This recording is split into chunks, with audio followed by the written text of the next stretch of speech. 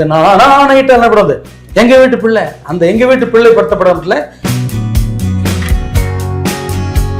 அந்த சில படம் கில்லின்னா சக்குன்னு ஓடிச்சு நமிச்சா ஓடுது.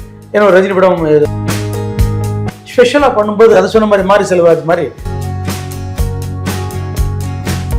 எனக்கு விஜய் ஒரு விதத்தில் நல்லா பிடிக்கும். ஏன்னா அவரோட நான் 3 படம் நடிச்சிருக்கல. ரசிகன் படம் பண்ணிட்டு இருக்கும்போது இங்க உட்காந்து ஃபைட் சீன் நடிச்சிட்டு இருப்பாரு. ஓகே, சரி தூங்கிட்டு மேல இருந்து கழிச்சுட்டு வரணும்.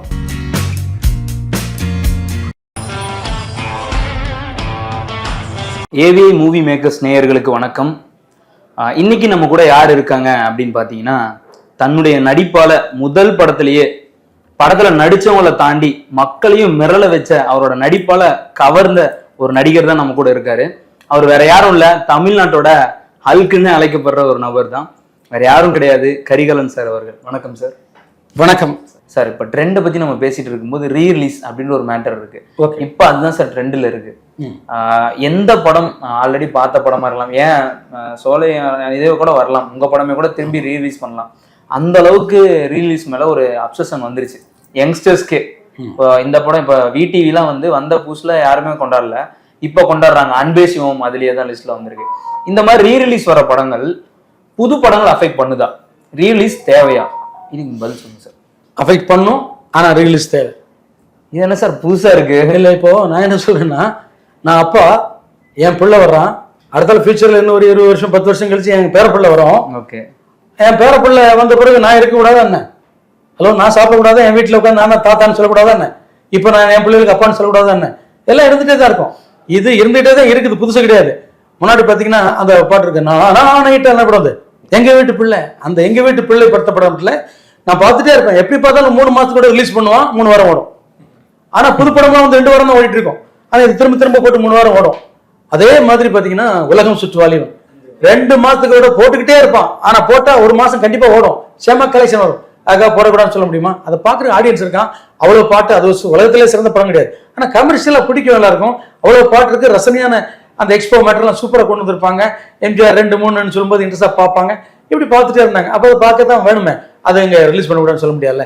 அதே மாதிரி இப்போ ரிலீஸ் பண்ண படம் எல்லாம் ஓடவா செய்யுது. அந்த சில படம் கில்லின்னா சக்குன்னு ஓடிச்சு நமிச்சா ஓடுது. ஏன்னா ரஜினி படம் படைப்பாவதை வந்துச்சுல, அது நல்லா போச்சுது. ஸோ இந்த மாதிரி சில படங்கள் வர்றது நல்லா போகுது. எல்லா படமும் போறது இல்லை. அது மக்கள் ஏற்றுக்கிட்ட படம், அது முன்னாடி தான் போச்சு. இடையில அது இல்லாம இருந்தது. அப்போ மறுபடியும் இப்போ ஆரம்பிக்கும் போது கொஞ்சம் தோணுது. ஏன்னா டிஜிட்டல் மறுபடியும் ரெடி பண்ணி அதுக்கு ஒரு 40-50 லட்சம் ரெடி பண்ணி வரணுமே யோசிச்சிருந்தாங்க. இப்போ அதில் கொஞ்சம் காசு பார்த்துட்டாங்க, அதுவும் ஓடுங்கிற ஃபீல் வரும்போது எல்லா படமும் கொண்டு தான் வருவாங்க. அதை மிஞ்சி திறமசாலி ஜெயிக்கணும். அதை மிஞ்சி பாரதி ராஜா வா, பாலச்சந்திர வா, மணிரத்னம் வா, பாக்யராஜ் வா, பாலு மகேந்திரா வா, நீ வந்தாலும் உண்டு. வராம உட்காந்துட்டு இல்லைங்க நாங்க இப்படியே தான் இருப்போம், சின்ன லெவல்ல பண்ணுவோம் கிடையாது. வேற லெவல்ல பிளான் பண்ணுங்க. தாட் நிறைய வரட்டும், புதுசு ஐடியாவோட வரட்டும். ஸ்பெஷலா பண்ணும்போது அதை சொன்ன மாதிரி மாறி செல்வாஜ் மாதிரி செமையா படம் பண்றவங்க வந்துட்டாங்கன்னா இறங்கி லைன்ல நிக்கணும். அப்போ கேட்டா செம்ம படம் வச்சிருது. 50 ஒரு படம் பார்த்தா சுண்டி இழுக்குது. அந்த கடைசி சொல்லி முடிச்சோன்னு மைண்ட் ஃபுல்லா அதுலயே இருக்குது. 96 பார்த்து முடிச்ச உடனே அது ஏதோ ஒரு தனல்ல போய் உட்காந்து பார்க்குற மாதிரி பார்த்து அந்த ஒரு ஃபீல் கிரியேட் பண்ணுது. அந்த மாதிரி படம் எடுக்கலாம்ல. அந்த மாதிரி படம் எடுத்துட்டே இருந்தோம் வைங்களேன், புது படம் எது வந்தாலும் அதை டாமினேட் பண்ணி எது ஓடிட்டு இருக்கும். அப்படிதான் எடுக்கணும். அப்போ அது சினிமாவுக்கு அவசியம். கண்டிப்பா. Okay sir. இப்போ சினிமாவை தாண்டி உங்களோட பதில்கள்ல ரஜினி சார், எம்ஜிஆர் சார், இந்த மாதிரி நிறைய பெரிய இவங்கெல்லாம் வந்திருக்காங்க. இவங்களுக்கும் அரசியலுக்கும் ஒரு தொடர்பு இருக்கு. எம்ஜிஆர் அவர்கள் அரசியல்ல வந்தாரு, கால் பதிச்சாரு, முதல்வர் ஆனாரு, மக்கள் மனசுல இப்பயும் நீங்காத இடத்துல இருக்காரு. ரஜினி அவர்கள் அரசியலுக்கு வரேன்னு சொன்னாரு, அதுக்கப்புறம் நான் வரல அப்படின்னு சொல்லி விலகிட்டாரு. இந்த வரிசையில விஜய் அவர்கள் வந்திருக்காரு. இப்பயே உங்களுக்கு எதை பத்தி நான் கேட்கறேன்னு தெரியும். நடிகரா இருந்து அரசியலுக்கு வந்த எல்லாராலையும் வரவும் முடியல, ஜெயிக்கவும் முடியல. விஜய் அவர்களோட அரசியல் பயணம் எப்படி இருக்க போகுது? எம்ஜிஆர்ங்கிற ஒரு ஆழமா உழுதவர். ஓகே, ஆழமா உழுதாரு, அகலமா உழுதாரு, பெருசா ஜெயிச்சார். சேம் டைம்ல இவர் தொடா உறவு தான். இவர் தொடா வரவுன்னா 2 உறவா சொல்லலாம், 2 மீனிங்ல சொல்லலாம். தொடல அரசியலை கேட்டா யாரு? ரஜினிகாந்த். இல்ல தொடான்னா கொஞ்சம் போல தொட்டு அப்படி வந்துட்டு வெளியே போயிட்டார்ல, வேணாம்னு சொல்லிட்டு போயிட்டார், இப்படி கூட வச்சுக்கலாம். அப்போ அவருடைய வரவு சின்னதான் வந்துட்டு போயிடுச்சு. அவருக்கு ஒரு கண்ணி பண்ண முடியல, அவருடைய ஹெல்த் இஷ்யூன்றார். இதுதான் மக்கள் பெருசாக ஏற்றுக்கணும். ரொம்ப நல்ல விஷயத்தை அட்வைஸ் சொன்னார் அந்த டைமில். என்னுடைய ஹெல்த்தை நான் கெடுத்துக்கிட்டேன், நான் தம் அடிப்பேன், தண்ணி அடிப்பேன், இல்லை ஹெல்த்தை கெடுத்துக்கிட்டதுனால நான் மறுபடியும் வந்து எலெக்ஷன் நிற்க முடியல, இல்லைன்னா நான் இருக்க வேண்டிய இடம் வேற, இப்போ பெரிய இடத்துல இருந்தா கூட நான் சிஎம்ல வந்திருப்பேங்கிற சொல்றாரு. அதனால வாலிப பிள்ளைகளே நீங்க அதுக்குள்ள போகாதீங்கன்றாரு. இந்த அட்வைஸ் எடுத்துக்கலாம். Okay right. அதனால அவர் தொடா உறவு தொடா அரசியல் அது, அதனால போயிடுச்சு, அது முடிஞ்சு. இது முழுமையான அரசியலாக தான் வந்திருக்காரு. சின்ன ஷார்ட் டைமா இருந்தா கூட அப்பவே தலைவா படத்திலேயே அம்மையாரோட மோதல் அப்படி இப்படின்னு சொல்லிட்டு அப்ப இருந்தே ஆரம்பிச்சு உள்ள வந்துட்டாரு. உள்ள வந்து இப்ப சவால் விட்டு பேசிட்டு இருக்காரு, எல்லாம் கரெக்ட். Okay okay. இது இவரை பொறுத்த மட்டும் கரெக்டா பண்ணலாமா அப்படின்னா எனக்கு ஒரு கருத்து நிலவுது. 6 மாசத்துக்கு முன்னாடி நான் வேற 60% இவர் ஜெயிக்கிறதுக்கு வாய்ப்பு இருக்குன்னு சொன்னேன். எனக்கு விஜய் ஒரு விதத்தில் நல்லா பிடிக்கும். ஏன்னா அவரோட நான் 3 படம் நடிச்சிருக்கல. அவங்க அப்பா என்னை தொடர்ச்சியாக அவருடைய படங்கள் நடிக்க வச்சார். ஃபர்ஸ்ட் படம் சோலைமா ரிலீஸ் ஆகும்போது அவரும் நானும் ஒரே நாள் என்னுடைய படங்கள் ரிலீஸ் ஆகுது. என்னுடைய சோலைமா படம் ரிலீஸ் ஆனதும் அதே வாரம் தான், அதே வாரத்தில் தான் அவருடைய நாளைய தீர்ப்பு ரிலீஸ் ஆகுது. 2 ரிலீஸே அவருடைய படம் எதிர்பார்த்த அளவுக்கு போகல, நம்ம படம் சக்ஸஸ்ஃபுல்லாக போகுது. அப்போ அதுலேருந்து நம்மளை கொஞ்சம் யூஸ் பண்ணணுங்கிற ஃபீல் அவருக்கு சாருக்கு வந்தது. இசைசீர் அடுத்த படங்களும் கொடுத்தாரு. அது ரசிகன்கள் அவரோட நடிக்கும்போது அந்த படம் நல்லா சக்ஸஸ்ஃபுல்லாக போச்சுது. நிலாவா சுமாராக தான் போச்சுது, நெஞ்சிலே கூட ஆவரேஜ் தான் போச்சுது. பட் அப்படி 2-3 படங்கள் அவரோட நடித்தோம். அப்போ அவர் விஜய் அவர்கள் இந்த உச்சத்துக்கு வருவாருன்னு நீங்க நினைச்சு பார்த்தீங்களா? அவரோட உழைப்பு அவரோட 100% நினைச்சு பார்க்கல. அவர் உழைப்பு நல்லா உழைப்பாரு, இன்ட்ரெஸ்டாக செயல்படுவாருங்கும் போது அதில் அந்த பார்த்தீங்கன்னா அவர் பார்த்து என்ன முகம் கொழுக்கட்டை மூஞ்சின்னு எழுதி வச்சிருந்தான் பத்திரிகையில். ஆனால் பார்த்தீங்கன்னா அதே கொழுக்கட்டை மூஞ்சி ரொம்ப அழகான மூஞ்சி ஆயிடுச்சு. ஏன்னா அவருடைய கான்ஃபிடென்ட்டும் திறமையும் உண்மையில கொஞ்சம் ஆவரேஜான மூஞ்சி மாதிரி தான் தெரிஞ்சு எனக்குவே ஃபர்ஸ்ட்.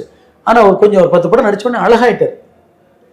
அந்த அழகுங்கிறது அந்த கான்ஃபிடென்ட் அவர் தானே. ஓகே. அழகு என்பது மூக்கு கண்ணாடியில கழுத்து சுரக்கிலோ பட்டுடையிலோ பிற ஆடை அணுகல்களோ இருப்பதன்று தடைபடா குழுதி ஓட்டத்திலிருந்து மகிழ்க்கும் தசையிடை அரும்புவதை அழகாகும் சொல்வார்ல, திருவிக்கா சொன்னதுன்னு நினைக்கிறேன். ஓகே. அதே மாதிரி அவருடைய அந்த அழகுங்கிற அந்த கான்ஃபிடென்ட்ல இருந்து அந்த தசை நார்ல இருந்து அழகா வந்துச்சு. அப்புறம் அழகா இருந்தார். ஒரு படத்தை சொன்னாங்க, நினைத்தன் வந்தாய் படம்னு நினைக்கிறேன். அவர் உன்னுடைய வீட்டுக்காரர் எப்படி இருப்பாரு, அவரு ரோஜா பூ கண்ணாடி போட்ட மாதிரி இருப்பாருன்னுவாங்க. அதை ஏற்றுக்கிட்டாங்க எல்லாரும். அந்த அளவுக்கு அழகாயிட்டார். இதெல்லாம் இருந்தது. ஆனா பாத்தீங்கன்னா ஹார்ட் ஒர்க்கர். ரசிகன் படம் பண்ணிட்டு இருக்கும்போதே இங்க உட்காந்து ஃபைட் சீன் நடிச்சிட்டு இருப்பாரு. ஓகே. தொங்கிட்டு மேல இருந்து கிழிச்சிட்டு வரணும். அதெல்லாம் அங்கே வருவார் வழி கூட ஏன்ப்பா ஒன்றும் இல்லைப்பான்வாரு. அவ்வளோ வரும் இருப்பாரு. அப்புறம் டக்குனு போய் அப்போ நான் டான்ஸ் ப்ராக்டிஸ் பண்ணிட்டு வந்துருப்பேன். இருப்ப கொஞ்சம் ரெஸ்ட் எடுத்து போய் 2 hours கேப் இருக்குல்ல, அந்த கேப்பில் டான்ஸ் ப்ராக்டிஸ் போகணும். சும்மா ஒன்று டான்ஸ் ஆகலாம். ஃபர்ஸ்ட் படங்கள்லாம் சுமார் தான் அடிப்பார். அதுக்கப்புறம் நல்லா மேம்படுத்தார். ஃபர்ஸ்ட் திறமைக்கு ஆடிருப்பாரு, அதுக்கப்புறம் நல்லா வளப்படுத்திட்டார். அப்படி ஒரு திறமையை வளர்த்துக்கிட்டு இருந்தவர். ஹார்ட் ஒர்க்கர், நல்லா வந்தார், எல்லாம் ஓகே. பட் அதனால எனக்கு பர்சனலாக அவருக்கு பிடிக்குது. குட். அதில் மாற்றம் போடுவாரா? அரசியல் அந்த உழைப்பை போடுவார். அரசியல் அந்த உழைப்பு போடல. ஆனால் அதுக்கு 2 காரணங்கள். ஒன்று அவர் போட்டிருக்கணும், ஒன்று அவருக்கு சில இடங்களில் போக விட மாட்டேன்றாங்க அப்படிங்கிற விஷயங்களும் இருக்குது. கூட்டம் அலை மோதுது இல்லை, எல்லாம் ஸ்டாலின் வர்றதோட 3 மடங்கு கூட்டம் வருது இல்லை. ஆனால் கூட்டம் மாறாது அப்படின்றாங்க. குட்டீஸ் குருமாஸ் தானே போகுது, எல்லாரும் பார்ப்பாங்க இன்ட்ரெஸ்டா. ஆனால் ஓட்டு எல்லாரும் போட மாட்டாங்களே. அது அவன் பரம்பரையாக நான் டிஎம்கே தான் போடணும், ஏடிஎம்கே தான். இப்போ பார்த்தீங்கன்னா சென்னையில் இப்படி பார்த்துட்டா நம்ம எல்லாம் பார்த்தீங்கன்னா எல்லாம் பார்க்குறேன், பசங்களாம் பார்த்துட்டு அப்போ தாவாக்கா கொஞ்சம் நல்லா இருக்கும் போல இருக்குப்பா, அதுக்கு பிறகு பார்த்தீங்கன்னா டிஎம்கேக்கு நல்லா இருக்கும் போல இருக்குல்லப்பான்னா கிடையாது. அது ஏன்னா இங்கே சென்னையில் நீ இருக்கிற, சென்னையில் டிஎம்கேக்கு இருக்குது. நீ மதுரைக்கு போகிற, அதே மாதிரி திண்டுக்கலுக்கு போனேன்னா அங்கே ஃபுல்லாக ஏடிஎம்கேல தான் நிற்கிறான். அங்கே ஏடிஎம்கே தான் நிற்கிறாங்க இருக்குது. ஆனால் ஜெயிக்கிறதுக்கு டிஎம்கேக்கு வாய்ப்பு இருக்குது. தாவாக்கா பெரிய ஓட்டு எடுப்பாங்க, அதில் மாற்றம் இல்லை. 100% ஒரு 15-20% ஓட்டு வரும். ஆனால் நான் கொஞ்சம் சொன்னேன், ஒரு 2-3 மாதத்துக்கு முன்னாடி வந்த இன்டர்வியூஸ்லாம் 60% ஜெயிக்கிறதுக்கு வாய்ப்பு இருக்குன்னு சொன்னேன். ஏன்னா அப்போ உள்ள சூழல் கொஞ்சம் அப்படி கூட இருந்தது. ஆனால் மாறுச்சு சார். எப்படி டவுன்ஃபால் ஸ்டார்ட் ஆச்சுன்னு நினைக்கிறீங்க? யாரையும் ரொம்ப குறைச்சி சொல்லக்கூடாது, தனிப்பட்ட முறையில் சொல்லக்கூடாது. பட் இருந்தாலும் அது இது இந்த டைமில் சொல்லலாம். ஏன்னா ஒரு பொது வாழ்க்கையில் வரும்போது சில முன் உதாரணங்களும் சின்ன பின் உதாரணங்களை தீர்த்து போட்டு முன் உதாரணத்தை மட்டும் வச்சுட்டு வரணும் இல்லையா? அந்த வகையில் அவர் நீங்கள் கேட்ட கேள்வி தான், இறங்கி செயல்பட்டுக்கணும். இன்னும் கொஞ்சம் இறங்கி. ஓகே. ஏதோ ரோட் ஷோஸ் மட்டும் வர்றதில்லை. ஏதோ ஒரு ப்ரோக்ராம், ஏதோ ஒரு மாலை போடுறது, ஏதோ ஒரு இருக்க கஷ்டம்னா போய் நிற்கிறது, முகஸ்டாலின் நிற்கிற, எடப்பாடி கூட போறாரு, இவர் போல ஏதோ ஒரு சின்ன விஷயம், அதுக்கான போராட்டம் எல்லாம் பண்ணும். அரசியல் போல ஃபார்முலா விஷயங்கள்ல அதெல்லாம் கொஞ்சம் மிஸ்ஸிங். அவர் கூட்டணின்னா 4 பேர் யாராவது வாங்கன்னு சொன்னா இவர் பெரிய விஷயம் கிடையாது. இப்பதான் ஸ்டார்ட் பண்றாரு. நம்ம இறங்கி போய் நீ வான்னு கூப்பிட்டா 2 பேர் வந்திருப்பான். அது ஒரு ப்ளஸ்ஸாக இருந்திருக்கலாம். 2 அதுக்கு பிறந்த இடையில பிஜேபியோட சேர்ந்தெல்லாம் பேசின விஷயங்கள் வந்து பார்த்தீங்களா, பிஜேபி பொறுத்த மட்டும் தமிழ்நாட்டில் அங்கீகாரம் இல்லாத கட்சி இல்லையா? ஸோ அதனால் அதுக்காக கட்சி வேஸ்ட்னு நம்ம சொல்ல முடியாது, அங்கீகாரம் கம்மி. அப்போ அவங்களோட சொல்லப்போமோ இங்கே உள்ள மக்களுக்கு அது ரசிக்காது. ஸோ இந்த விஷயங்கள் ஒரு மைனஸ். இப்படி நிறைய விஷயங்கள் இருந்து எல்லாத்தையும் தாண்டி ஒரு முக்கியமான விஷயம் இருக்குல்ல, அந்த விஷயங்கள்லாம் அது ஒரு பேச்சு வராமல் இருந்தால் நல்லா இருந்திருக்கும் இல்லை? பர்சனல் லைஃப் சொல்கிறீங்க. அது பர்சனல் இஷ்யூன்னு சொல்லிட்டு நான் பர்சனல் அது அப்படின்னு சொல்ல முடியாதுல்ல. பர்சனலாக எல்லாருக்கும் பர்சனல் இருக்கலாம், சொல்லலாம். கலைஞருக்கு இல்லாத பர்சனலாக, சீமானுக்கு இல்லாத பர்சனலான்னுவாங்க. எல்லா பர்சனலையும் அவங்கள அந்த டைமில் தடுத்துருக்கோம். அதையும் தாண்டி பார்ப்பேன், வேற எங்கள் ஆல்டர்னேட்டிவ் இல்லைன்னு வருவான். அப்படி வேற இருக்குது. அதே மாதிரி இப்பவும் பார்த்தீங்கன்னா அவருடைய ஃபேன்ஸை பொறுத்த அதெல்லாம் பார்க்க மாட்டான், அதை தாண்டி தான் வருவான். அப்படிலாம் இருக்குது. அப்போ அவ்வளவு பேர் ரசிக்கிற இடத்துல இன்னும் கொஞ்சம் கண்ணியமா என்ன ஏதுன்னு நம்ம உள்ள போய் பார்க்க முடியாது, இப்படி நடந்ததா அதெல்லாம் பார்க்க முடியாது. இப்படி ஒரு பேரே வராம அவங்க 2 பேரும் சேர்ந்து ஸ்டேஜுக்கு வராம அப்படிலாம் இருந்தா நல்லா இருந்திருக்கும். நானே அவருக்கு தான் ஓட்டு, அதனால வந்து இப்ப டவுன்ஃபால் நான் அவருக்கு ஓட்டு போட்டிருப்பேன். நான் ஓட்டு போட்டிருப்பேன். நான் இங்க இருக்கிற என்னுடைய ஒரு 150 பேர் இருக்காங்க, இவங்கெல்லாம் ரெடி பண்ணிட்டு இருப்பேன். அப்பப்ப காலை மீட்டிங் கொடுத்தேன் பாத்தீங்களா, அந்த மீட்டிங்கா புதிய மக்களை தேர்ந்தெடுக்கணும் அப்படி சொல்லிட்டு இருப்பேன் உற்சாகமா. ஆனா நான் அப்படியே மாத்திட்டேன், நான் அப்படி சொல்ல முடியல இப்போ இல்ல. அப்போ அது ஒரு மைனஸ். பட் அது இது காலத்துல மாறுவது. இப்போ இந்த காலத்துல அது அப்படி தோணுது, பிற்காலத்துல பிறகு எல்லாமே பார்த்து பட் ஆனா ஒரு கருத்து இருக்குல்ல சார், இப்போ பர்சனல் வேற, அரசியல் வேற, பாலிடிக்ஸ் வேற. மக்களுக்கு சேவை பண்ண வராரு, அந்த எண்ணம் இருந்தா போதுமே.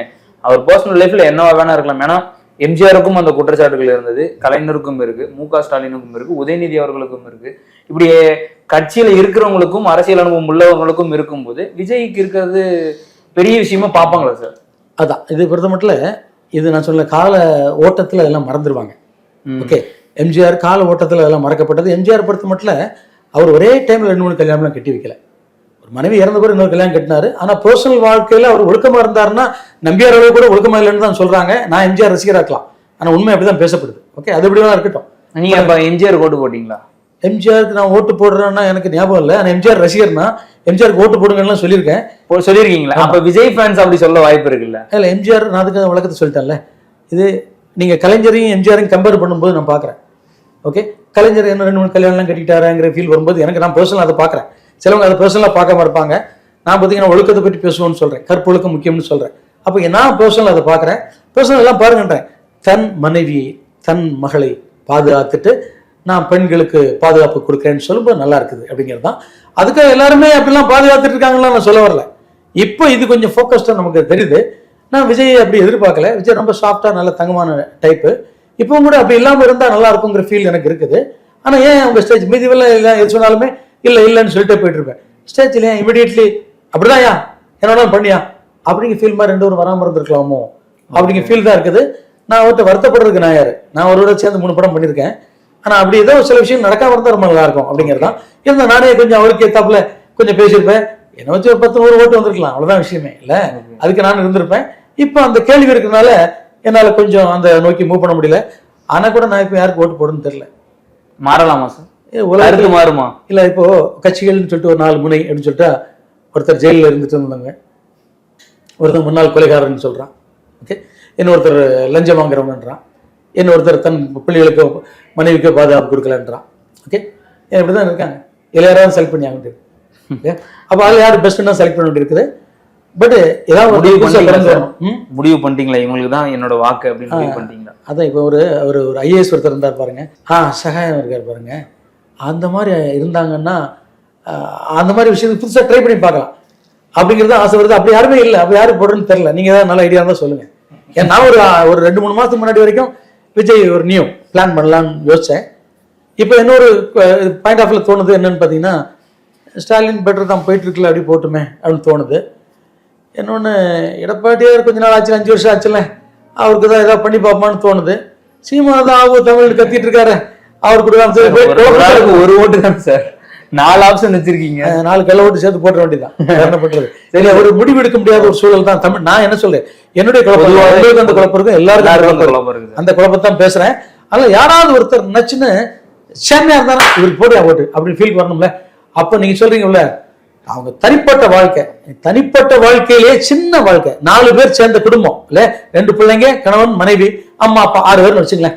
இந்த 6 பேர் சேர்ந்த குடும்பத்துல அழகா நிக்கல, எப்படிப்பா அந்த 8 கோடி மக்களோட இருந்து செயல்படுவீங்க? அப்படி ஒரு கேள்வி உள்ளவர். ஓகே சார், இப்போ அரசியல் சூழல் எப்படி இருக்குன்னா சார், இப்ப இருக்க அரசியல் சூழல், ஏன்னா அரசியலை பத்தி நம்ம பேச வேண்டிய கட்டாயத்துல இருக்கும்ல சார், சுத்தி இருக்கிற சூழல் எப்படி இருக்குன்னா, ஒருத்தர் ஜனநாயக கடமை, ஒருத்தர் யார் வேணா கட்சி ஆரம்பிக்கலாம்னு சொல்ற நபர்களே ஒருத்தர் தனிப்பட்ட ரீதியை தாக்குறாங்க. இப்போ ஃபார் எக்ஸாம்பிள் விஜய் அவர்களுக்கு ஆளுங்கட்சி சைட்ல இருந்து அவ்வளவு பிரஷர் வருது, படத்தை எடுத்துக்கோங்க, படம் வரல, படம் நெட்ல விடுறாங்க, முறையான பர்மிஷன் தர மாட்டாங்க, எஸ்ஓபியை ஸ்ட்ரென்தன் பண்றாங்க, பர்சனல் லைஃப் எடுக்கிறாங்க, அவதூறு பரப்புறாங்க. இதெல்லாம் வச்சு பார்க்கும்போது எங்க விஜய் அவர்கள் மீது மக்கள் அதீத அன்புனால ஓட்டு போட்டுருவாங்களோ அப்படின்னு பயப்படுறாங்களா ஆளுங்கட்சியில இருக்கவங்க? டெஃபினெட்லி பயப்படுவாங்க. எல்லாருக்குமே விஜய் மேல பயம் இருக்கு. ஓப்பன் ஸ்டேட்மெண்ட் தான். இப்போ நீங்க விஜய்க்கு ஓட்டு போடுங்கன்னு நான் சொல்லவே இல்லை. தெளிவா விஜய் பற்றி விளக்கத்தை என்னுடைய தண்ணியில் விளக்கத்தை சொல்லிட்டேன். பட் சேம் டைம்ல விஜய் பொறுத்த மட்டும் ஒரு பெரிய மாசு. அப்போ எல்லாருக்குமே அது ஒரு பெரிய பயம் இருக்குது. எம்ஜிஆர் மாதிரி வந்துறதுக்கான சூழ்நிலையே இருந்தது. இப்போ நான் சொல்ல ஒரு 4-5 காரணம், ஒரு 10 காரணம் இருக்கு. இந்த 10 காரணங்கள் அவர் கரெக்டாக பயன்படுத்தி இருந்தாருன்னா இன்னார் நிற்பார். அதுதான் விஷயமே. அதனால இப்போதைக்கு ஒரு 3rd பொசிஷன்ல தான் இருக்காரு. டெஃபினெட்லி 3rd பொசிஷன் தான் வரும். ஆனா கண்டிப்பா கூட்டம் வந்து கடலை அள்ளுது. தூத்துக்குடி பக்கம் ஃபர்ஸ்ட் டைம் வரும்போது அவ்வளவு கிரௌடு கடல் மாதிரி இருக்குல்ல சார் இருக்கு. ஏன் அந்த கூட்டம் எல்லாம் ஏன் சார் ஓட்டா மாறாது? சின்ன பசங்க தான் நிறைய இருக்காங்க. அவங்க தானே ஓட்டு போடுவாங்க. பெரியவங்க ஓட்டே போட மாட்டாங்க. பெரியவங்களை பொறுத்த மட்டும் தெளிவா இருக்காங்க அவங்க. நான் காலகாலமா எம்ஜிஆர் தான் ஓட்டு போடுறேன். ரெட்டையிலே தான் எம்ஜிஆர் தான். இன்னும் எம்ஜிஆர் செத்ததே தெரியாத பாட்டி மேலாம் இருக்காங்க இல்ல. எம்ஜிஆர் என்ன இருக்காரப்பா அப்படிதான் சொல்லிட்டு இருக்காங்கல்ல. நான் ஊருக்கு போகும்போது, ஊர் சைடுக்கு போகும்போது என்னுடைய தூரத்தூரில் அண்ணிகள் அவங்களாம் இருக்காங்க. ராமராஜன் எப்படி இருக்காரு, நல்லா இருக்காரா? ராமராஜன் ரசிகர்கள் நிறைய இருக்காங்க. ஸோ ராமராஜன் சாரை பார்க்கும்போது சொன்னேன், சார் உங்களோட ஃபேன்ஸ் இன்னும் என்கிட்ட கேட்டிருக்காங்க, அவர் ஏன் படம் நடிக்க மாட்டார்? அவருக்கு மார்க்கெட் குறைஞ்சிச்சு, படங்கள் பெருசாக ஓடல, அதனால அடுத்த கட்டத்துக்கு அவர் மூவ் பண்ணி வரணும். அதெல்லாம் அவங்களுக்கு தெரில. நான் கரகாட்டக்காரனை பார்த்தேனே, நான் இதை பார்த்தேனே, நல்லா இருந்தேன், ஏன் அவர் வரல அப்படிதான் கேட்டிருக்காங்க. இதே மாதிரி சூழல் தான் பார்த்தீங்கன்னா ஒரு ஏடிஎம்கேோ டிஎம்கேக்கோ ஒரு ஷாரர் அப்படி இருந்திருக்காங்க. அதுக்கு தான் ஓட்டு போடுவேன்னு இருக்காங்க. அவங்களாம் திடீர்னு மாற்ற முடியாது. சேம் டைம்ல இவர் முதல்ல வந்த அலையில நல்லா வந்தது. இந்த 4-5 விஷயங்கள்ல கொஞ்சம் இருந்தாலும் அவருக்கு அவர் வந்த ஒரு புதிய ஒரு வரவு எந்த பேக்ரவுண்ட், இவர் டிஎம்கே பேக்ரவுண்ட்ல இருந்து வந்து வருது எம்ஜிஆர் இல்ல. சோ இவர் ஒன்றும் பேக்ரவுண்ட் இல்லாமலே வந்து கட்சி பேர்ல கூட திராவிடம்னு எதுவுமே இல்ல அப்படி வராருல்ல. AVI மூவி மேக்கர்ஸ் யூடியூப் சேனலை லைக் பண்ணுங்க, ஷேர் பண்ணுங்க அண்ட் மறக்காம சப்ஸ்கிரைப் பண்ணுங்க. அண்ட் அது மட்டும் இல்லாம இந்த நிகழ்ச்சி பத்தின கமெண்ட் உங்களுக்கு ஏதாவது இருந்ததுன்னா கமெண்ட் செக்ஷன்ல கமெண்ட் பண்ணுங்க.